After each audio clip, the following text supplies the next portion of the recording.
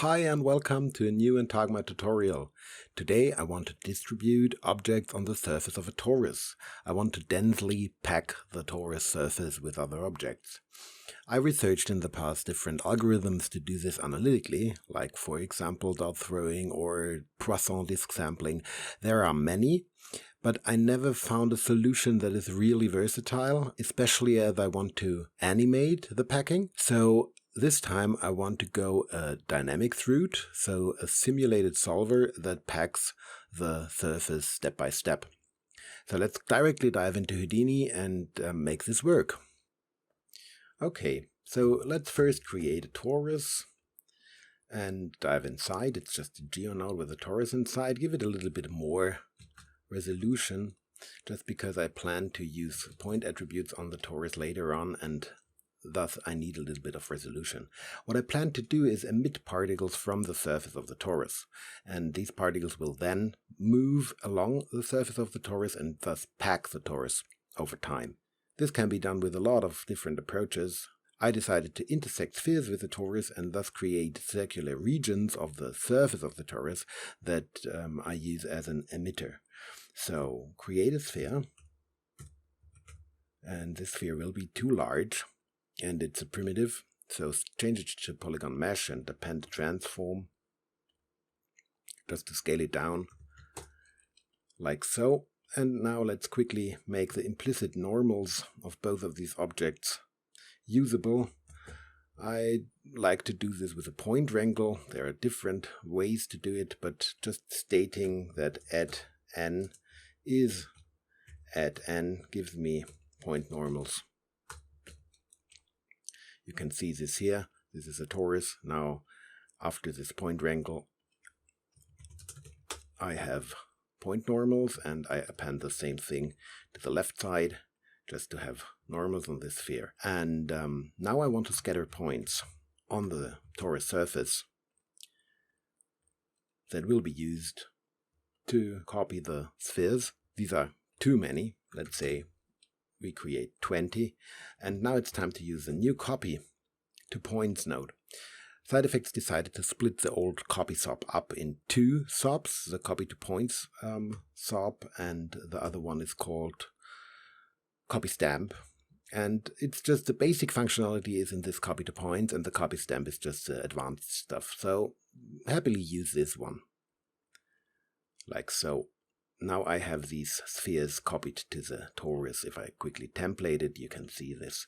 But you see the normals are a little bit weird if I visualize them. That's because the normals inherit the transform of the copy.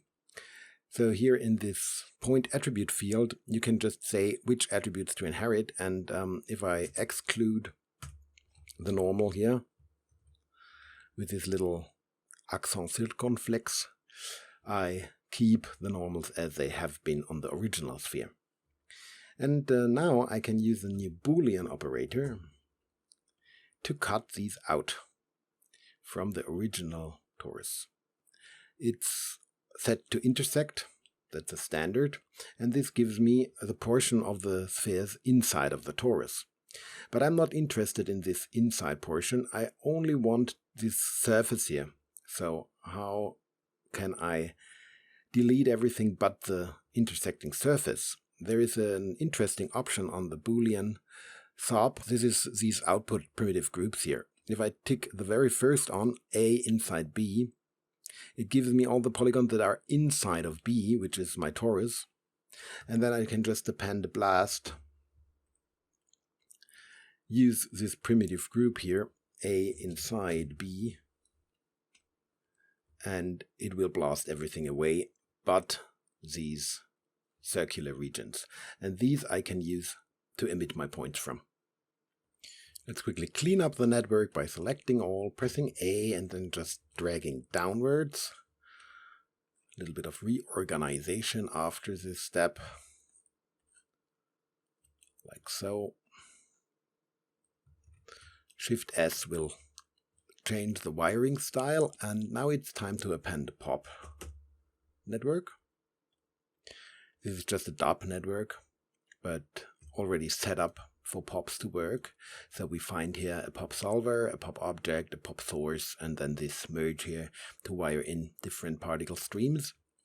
And on the source of the first input, this is already set to scatter onto surfaces, and that is what I want, because I just want to create points on these circular regions. As you can see here, over time. I create too many points at the moment, so go to the burst tab and just lower the constant burst rate to something like 800.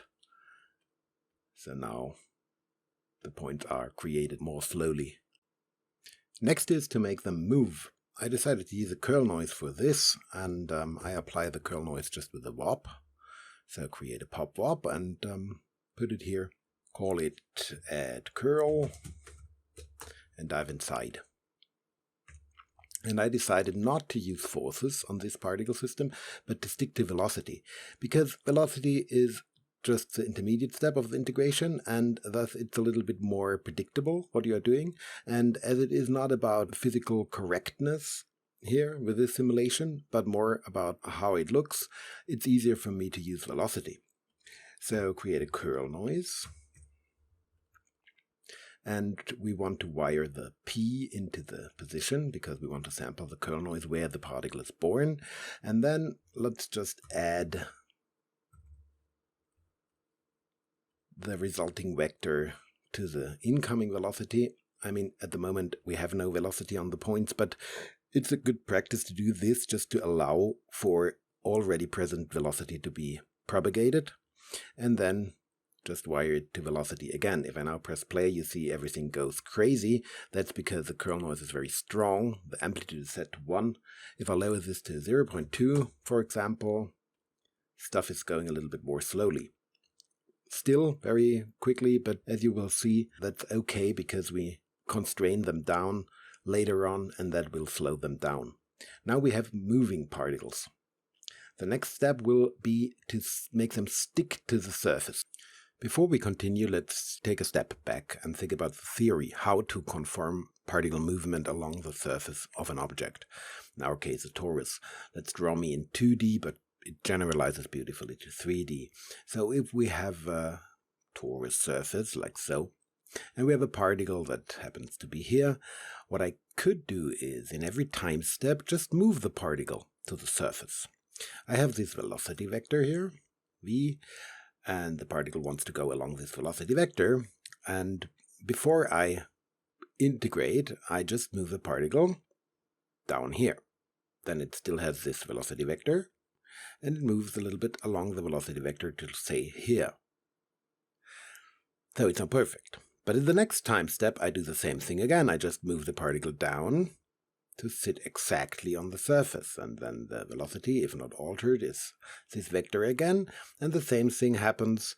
So it's moved by the solver along the velocity vector, and then I put it down directly on the surface. And you see the particle will conform to the surface if I do that. So the problem reduces to finding the closest point on the surface from the current particle position. There are different ways I can find this closest point with Houdini. One is the XYZ dist node, but the cheapest way is to use volumes. Because with volumes I can create sort of a lookup table for these values. And using VDB nodes I can create a signed distance field. And what a signed distance field is nothing but space divided into cells, and then these cells just save the distance from the cell's center to the surface of the generating object. And now the signed distance field just saves the distance to the surface for every cell. So in this cell, for example, it takes this cell center and then just save the length of this vector that is orthogonal to the surface here. And the length of this vector, let's call it d, will be the value of this cell. So in every cell in the volume, I get the distance to the surface. That's great, but it's not enough to move the particle there, because I have a distance, so a value, but not the direction. Fortunately, there is this beautiful mathematical concept of the gradient. And what the gradient is, it's a vector made up of the 3 partial derivatives of the vector valued function, so of the signed distance function. But what it means is it's a vector field with vectors pointing to the biggest increase of the function. And that means it's a vector field that points outwards everywhere here. So as I am on the surface, I will get a vector like this, and if I move away from the surface, I will get a vector like this. And everywhere here in space, I will get vectors that move away from the surface, just because here at the iso surface, we have a value of 0, and as we go outwards, the value increases. So the gradient points outwards, and that is exactly the direction I need. Because if I invert this vector here, this gradient vector, so say the gradient vector at exactly this location looks like this, I can invert it. And if I then scale it by the distance value I can sample from the cell, what I get is exactly this, let me draw it bold, this vector here, that brings me directly to the surface. And as we will have a much higher resolution, this will be sufficient to move the particle exactly to the surface. So let's try to apply what we found inside of Houdini.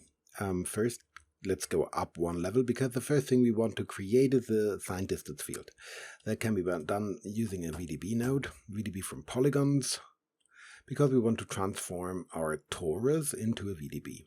And this is the standard behavior of the VDB from polygons node, so distance VDB is ticked on. This will create a signed distance field. Let's just sample it a little bit better. And now very important is to increase the exterior band voxels. What this is VDBs try to be as efficient as possible, and that means they don't store values outside of the surface. Only 3 voxels outside of the surface are standard, and everything else will be empty. But as our particles happen to be outside of the surface, we want to increase this value. And to be sure that it works inside, we take fill interior, which will fill the whole interior of the volume with values. Now that we have that, how can we make this available to the popnet? We can just wire this to the second input of the popnet, and so we can use it inside of the popnet. So let's dive into the popnet and make use of the VDB we created. To apply the gradient magic, we create another WOP. So pop WOP, and put it here in the middle, call it conform to surface. But we want to use a VDB inside of this pop WOP, and we can do this by going to the Inputs tab and setting the input number 2 to second context geometry. That means that the globals node inside of this WOP will serve whatever I put here through the second input. I use a second one just to keep it consistent. I think it's easier to understand if the second input that goes into the popnet is the second input that comes out of here.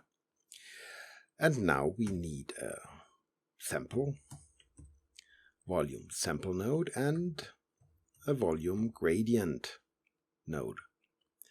Both have the same interface. They want the volume to operate on, which comes out of port number 2, and then they want the primitive number, which in our case is just 0 because we only have one volume in this geometry stream, and then we need to set the sample position, which is p, because this is the particle position. Now we have the gradient and we have the value. We want to negate the gradient because it happens to point into the exactly opposite direction, and then we can use a multiply node to just multiply the gradient vector by the amount we find in the cell, like so.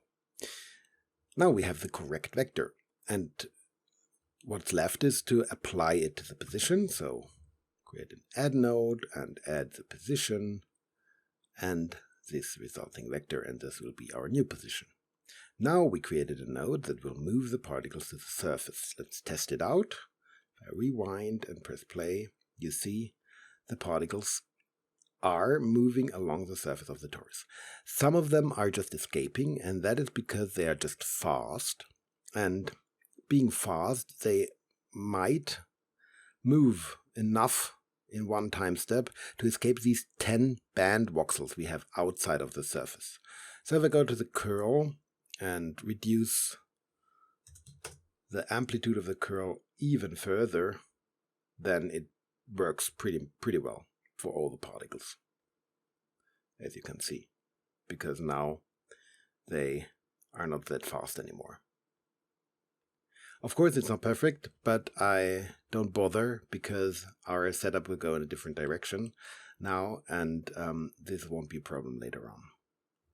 The next thing is to care about the intersections, because we not only want the particles to move along the surface, but not to interpenetrate. And this can be achieved with a pop grains solver. So let's create one. Pop grains. This is usually used to simulate sand and stuff, but in reality it's just a PBD solver, so a position-based dynamic solver, and it can be used to do pretty much every type of dynamic effect. So in our case it's just perfect to ensure the interparticle collisions.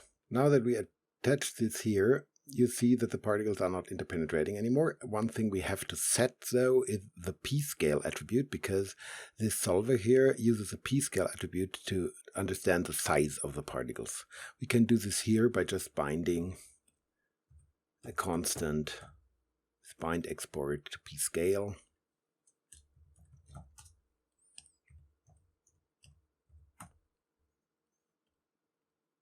Let's say for the moment use 0.05. And now you see that they are flying outwards just because this solver is solving for the collisions. What we have to understand is that as soon as you use a pop grain solver, something very fundamental changes in your pop network. Normally the pop solver is in charge of integrating the positions of the particles. So here you add all the forces or velocities, and then the pop solver calculates the new position for the particles. As soon as you use a pop grain solver, this behavior changes. The pop grain solver internally sets an attribute that stops the pop solver from operating. Instead, the pop grain solver is doing the position update itself. And that means, as soon as I use this pop grain solver, I have the position update happening here, at this point in the execution chain. And that means after that I can do post-solve stuff. What I want from the pop grain solver is that it moves my particles as much as is necessary to resolve the penetrations. But I don't want the resulting velocities to stay persistent, because I really want to pack the volume. And as I mentioned before, it's not about a realistic simulation. So what I want to do directly after the pop grain solver is to create a wrangle and use this to set the velocity at v to 0.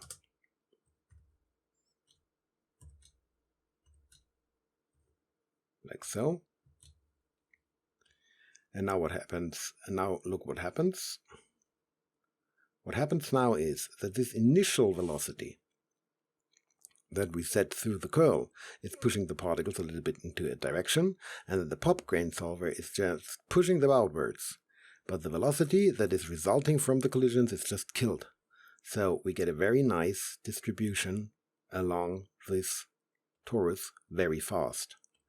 Let's quickly change this p-scale value to something even smaller to see what happens now. And you see now that the particles are smaller. It takes more time for them. And we reduce the curl to make them slower. Now that the velocity is killed, we can go higher again. 0.2 was the value I was after. And you see now we have a little bit of curl, and the pop grain solver is in charge of resolving the interpenetrations.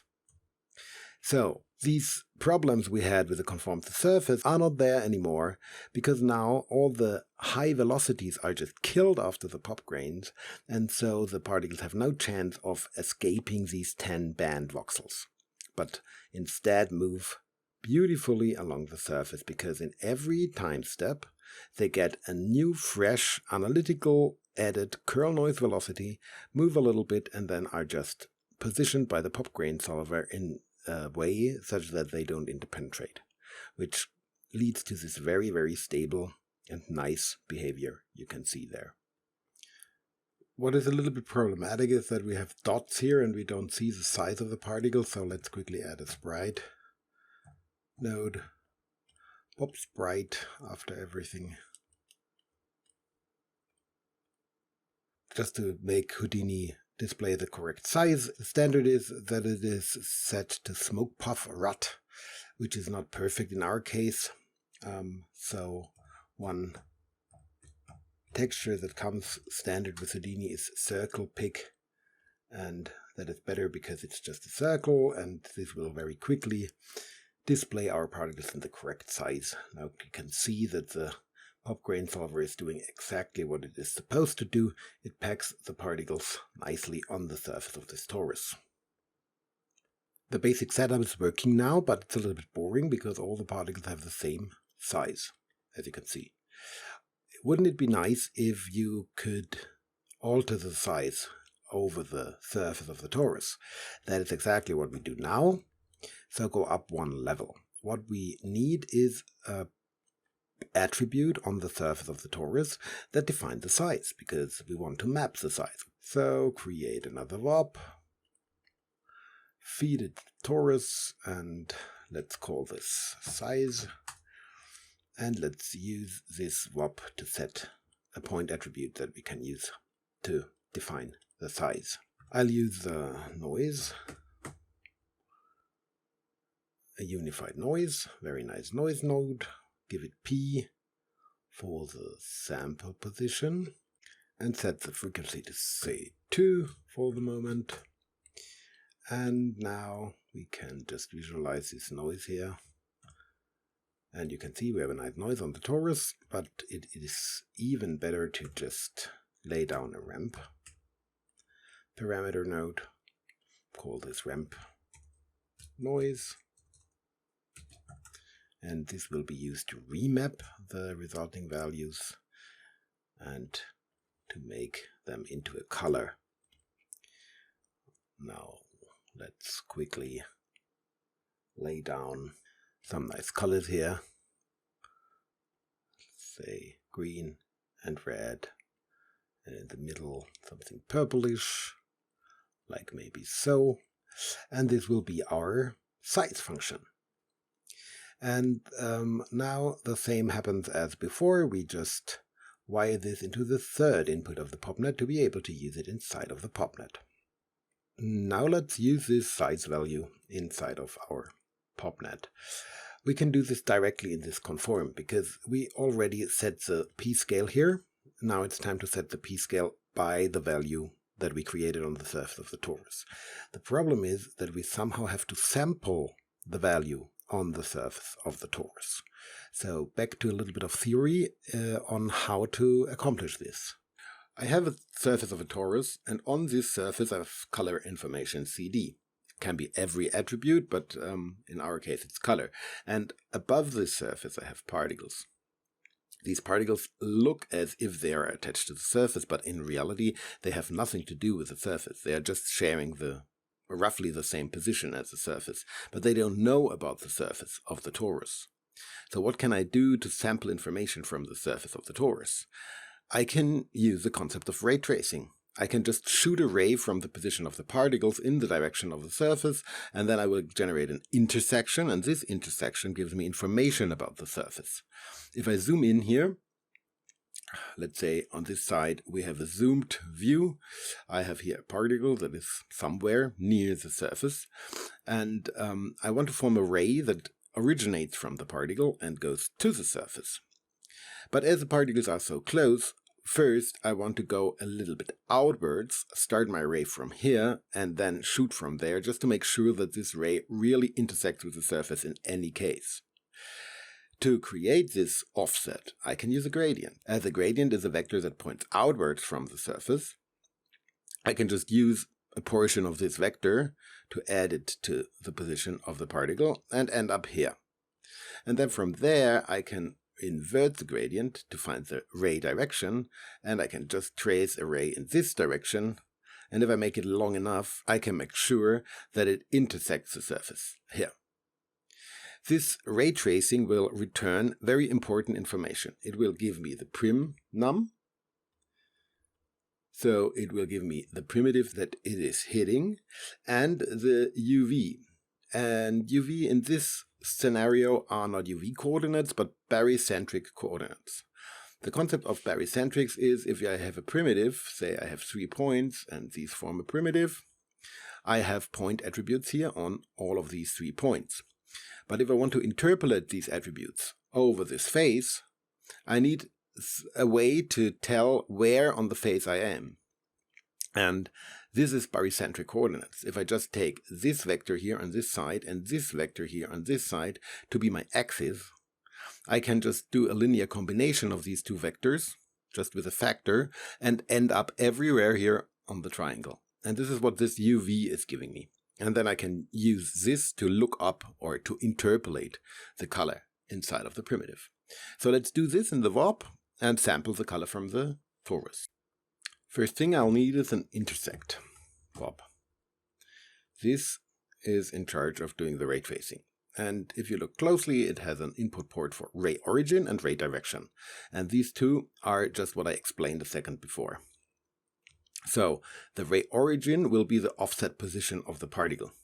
So we need an add node, and we want to add a vector to the particle position. And this vector will be the gradient, but not just the gradient, but just a little bit of the gradient. So here we have the gradient and create a constant. Let's say in our case, we'll use 0.1. So 1/10 of this gradient will be added to the position. And this gives a new vector, a new position, that is a little bit offset from the surface. And this will serve as the ray origin. And of course we want to give the intersect node the geometry to intersect, and this is output 3. But remember, to make output 3 available, we have to go up to the conform to surface and define what output 3 should be, in our case, the 3rd context geometry. I wired this in before. And now I have my ray origin. What's missing is the ray direction. For the ray direction, I want to use the negated version of the gradient, because now I am a little bit outwards and I want to shoot a ray into the torus, so in the direction of the surface. So let's just copy the multiply and constant nodes, but in this case we'll use the negated version of the gradient and make this vector a little longer. So 0.2, because we want to make sure that it really intersects the surface. And this will be our ray direction. Now this intersect node gives us a primitive number and a UV coordinate, so a barycentric coordinate on this primitive. Now that we have our intersection, it's time to sample the attribute of the surface, and that can be done with a prim UV node, primitive attribute. And this primitive attribute expects a primitive and a barycentric coordinate and will be happy to sample every attribute that it finds at this parametric location. So just connect the primitive to the primitive, the UV to the UV, and give it the same geometry. So in our case, what comes in over up input 3. And it's already set to sample CD because this is a standard. And now it will output the color value it finds at this location. But we don't want to use this color value as a color. Instead, we want to set the P scale by using this color value. And I decided to just use the red channel, so I will append a vector to float to split the channels up and use my red channel for the P scale. But the red channel is between 0 and 1, and that will give us very large particles. At the moment we set everything to 0.02, so let's put a fit at the end of this chain, just to make sure that we stay in the correct range, and set this to 0.02 to, let's say, 0.05. Here you can control the range of the P scale.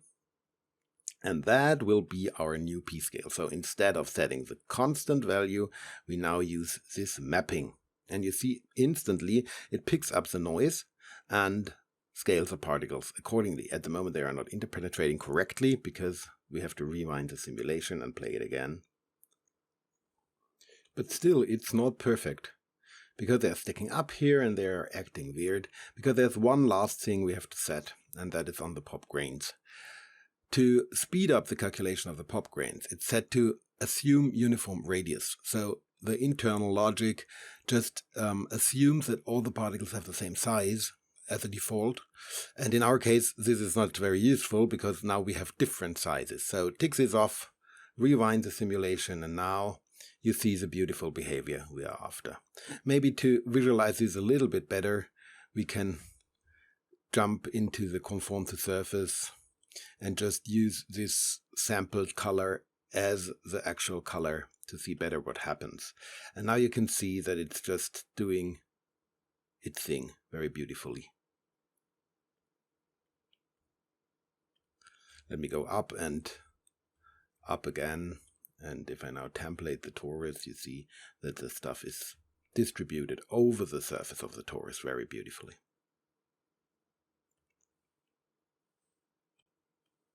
What's not perfect is that the particles are popping in. They're just appearing and have a little erratic behavior here. I would prefer if they just blend in. So let's add this quickly to the setup. Go to the PopNet and then to the conform to surface. And instead of just creating them, I want to blend them in. That can be done using the age attribute of the particles. I want to have them blend in over the first 10 frames, let's say.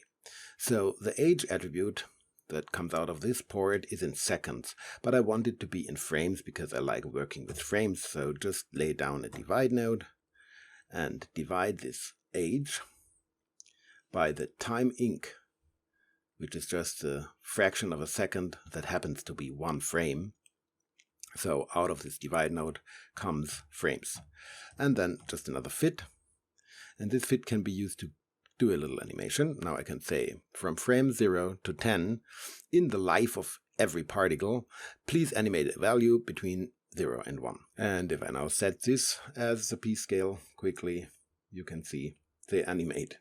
But they get very, very large. Because I don't want to animate every particle between 0 and 1, but between 0 and this target scale we calculated there.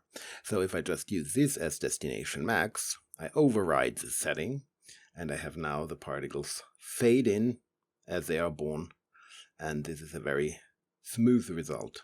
Looks a lot smoother than before. So what's left is to clone actual geometry on the particles. To make this work, not only for position but for orientation, we want to set the normal of the points. And the normal will just be a normalized version of our gradient. So lay down and normalize. And then we normalize the gradient and use this as the normal of our points. Now we have point normals that can be used for orientation purposes, and go up to the topmost level. Now I lay down a null. And this null will be my output. Let's call it out points. And this can be used to clone stuff. Now, for simplicity reasons, let's go with the sphere. The sphere has already a radius of 1. To be more flexible, I append a transform, don't use it for now, and another copy to points, and I just copy this sphere to points, and now you can see that the points are replaced with the sphere. But the sphere is intersecting the surface of the torus at the moment. That's due to the axis. It's using the z-axis of the sphere, so if I go to this transform, you can see that this sphere lives here at the origin, and I just want to move it a little bit in Z, and now they should sit on top of the surface, like so. Well, that concludes this nice effect. I think it's very useful for many situations. You of course can replace this sphere with any geometry you want.